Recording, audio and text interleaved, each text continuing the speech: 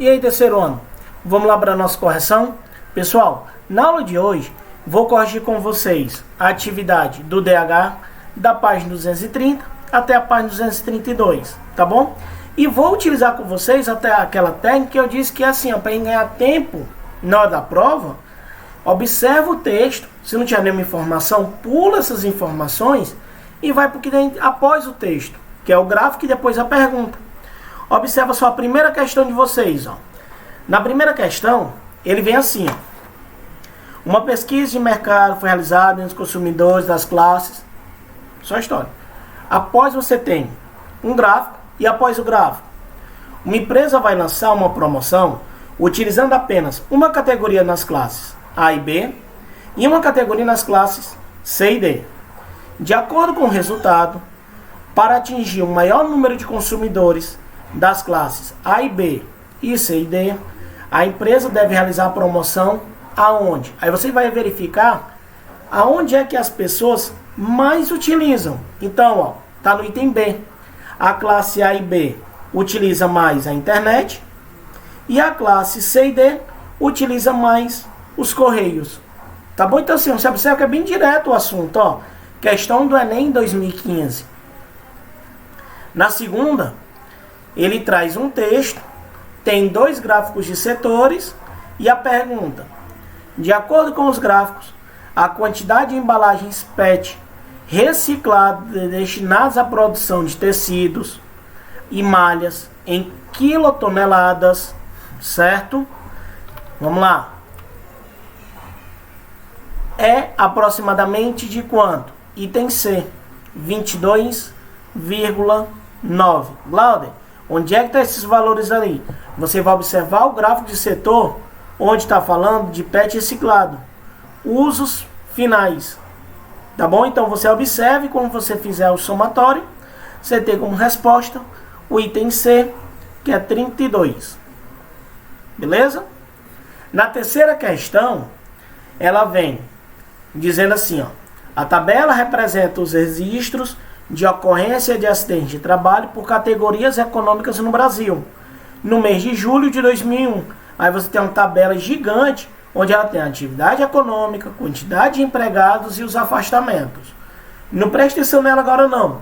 Vamos para os itens, ó. O texto após a tabela. Considerando os dados expostos na tabela, uma pessoa que pretende ingressar no mercado de trabalho decide pela ocupação de menor grau de risco de acidente de trabalho, sabendo que o grau de risco é a probabilidade de ocorrência de um acidente de trabalho em categorias de atividade econômica. Sua opção é de se empregar aonde? Aí você vai observar todos os itens. Quando você chegar no item D, ele diz assim, ó, crédito ou administração pública, pois representa risco aproximado de acidente de trabalho igual a 18%. O que você vai fazer? Você vai pegar o valor dos afastamentos, que é 2.000, e vai dividir pelo total de empregados que tem. Quando você dividir 2.000 pelo total de empregados, você encontra esse valor aqui, ó, 0,00175, ou seja, 0,18%. Tá bom? Então, assim, você segue todos os itens. Então, ó, item A, apresenta risco aproximado de acidente de trabalho igual a 1,15. Tá verdadeiro.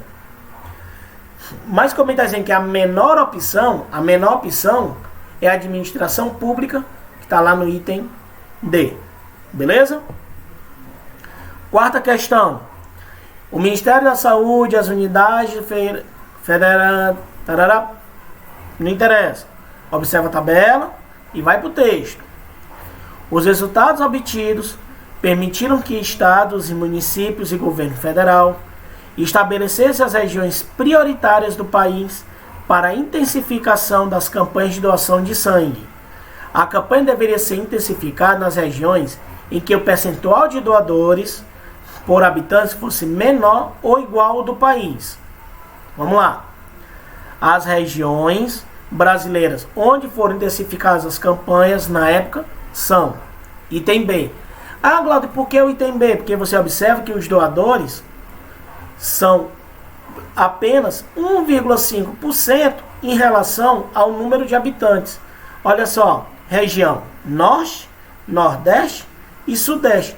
Ah, Glauco, mas observa ó, que tanto a região Sudeste tem aí um valor muito elevado, mas eu estou falando, pessoal, em relação ó, ao número de doadores, onde você tem os três menores valores. Ó. É 1,5% na região Nordeste e na região Norte, e na região Sudeste é somente 1,9%. Então, aonde deve se intensificar é onde tem a menor quantidade de doadores. Então, o item correto de vocês, o item B. Tá bom? Não precisa nem fazer cálculo. Na quinta, ele traz aí um cientista, trabalha em espécie, aí tem um gráfico onde tem dois tipos de bactéria, bactéria 1 e a bactéria 2, e ele pergunta, ó, em que dia da semana a quantidade de bactérias foi a máxima. Ó, o que você vai fazer? Você vai somar o tipo de bactéria 1 e 2 de toda a semana, de segunda a domingo. E quando você chegar na terça-feira, você vai somar 1.100 mais 800. Dá 1.900, é o maior número que tem. Então, resposta da quinta questão, item A, terça-feira. Tá bom? Vamos lá para a sexta. Na sexta questão, aí ele diz, ó, Enem 2013. O índice de eficiência utilizado por um produtor de leite para qualificar suas vacas é dado pelo produto do tempo de lactação, tá aqui a fórmula, ó, certo? Pela produção média diária, dividido pelo intervalo entre partos, ou seja, em meses. Vamos lá. Para esse produtor, a vaca qualificada com eficiente, quando esse índice é no mínimo 281 por mês, mantendo sempre as mesmas condições de manejo, ou seja, alimentação, vacinação e outros, na comparação de duas ou mais vacas, a mais eficiente é a que tem o maior índice, ou seja, para cada vaca você vai ter ó, o tempo de lactação, vai multiplicar pela produção média e vai dividir pelo intervalo de partos. E quando você fizer todos esses cálculos para cada tipo de vaca, você vai identificar que a melhor vaca é a vaca mateira, porque ela tem como resposta ó, um valor aproximado a 310. Beleza? Todas as demais são menores do que 310. Na sétima questão, ele diz, ó, a taxa de fecundidade é um indicador que expressa a condição reprodutiva média das mulheres de uma região e é importante para uma análise da dinâmica demográfica dessa região. A tabela apresenta os dados obtidos pelos censos de 2000 e 2010, feitos pelo IBGE. Então, o que você vai fazer? Você vai ter ó, o total de, olha só, suponha que a variação percentual relativa à taxa de fecundidade no período de 2000 a 2010 se repita no período de 2010 a 2011. Nesse caso, em 2020, a taxa de fecundidade no Brasil estará mais próximo de quanto? Então, vamos lá. O que é essa taxa? Você vai pegar o valor que você tem, que é o número de habitantes, e vai dividir pela taxa, 2,38. Simplificando, nós temos 95 sobre 1,19. Suponho que vai se repetir, então vou pegar essa minha taxa e vou multiplicar por ela mesma. Ou seja, ela vai estar aumentando em 1,52, que a resposta correta ó, é o item C. Tá bom?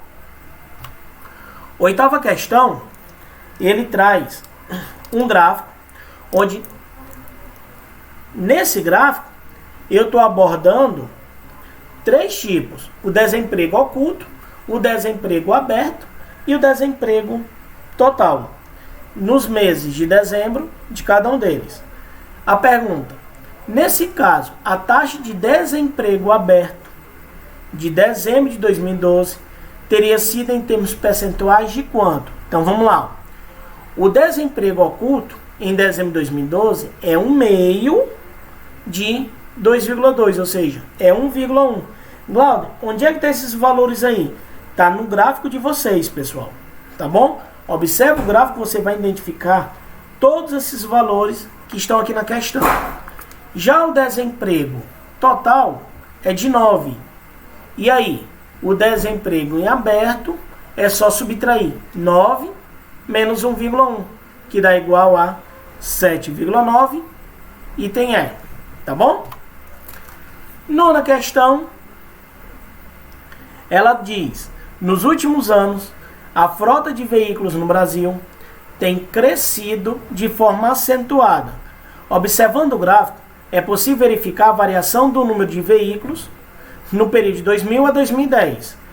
Projeta-se a taxa de crescimento relativo no período de 2000 a 2010 mantenha-se na década seguinte. Qual será o número de veículos no ano de 2000? Então vamos lá. Você vai saber o número de veículos menos os 66 milhões, que vai ser dividido pelos 66 milhões. Glauber, por que vai ser dividido? Porque é que eu vou calcular a taxa de crescimento. Tá bom? Onde essa taxa de crescimento é igual a 66 menos 30. Esse 30 é o valor inicial lá em 2000, dividido para 30. Tá bom? Que aí vai ser a variação. Então você observa que quando você fizer esse cálculo aqui todinho da comparação, nós temos o N sendo 145,2. Aí, Glauber, 145,2? Onde você vai observar, ó, o que é essa taxa? É o número de veículos que eu vou ter lá em 2020, menos o que eu tenho agora em 2010, que é 66. E eu vou dividir pelo total de veículos de 2010. Essa taxa de crescimento tem que ser a mesma lá do ano de 2000, onde eu tenho 66, que é o de 2010, menos o ano de 2000, que eu não sei quem é, ou que eu sei que é 30, e vou dividir para 30. Aí, simplificando, ó, 66 menos 30 dá 36 sobre 30.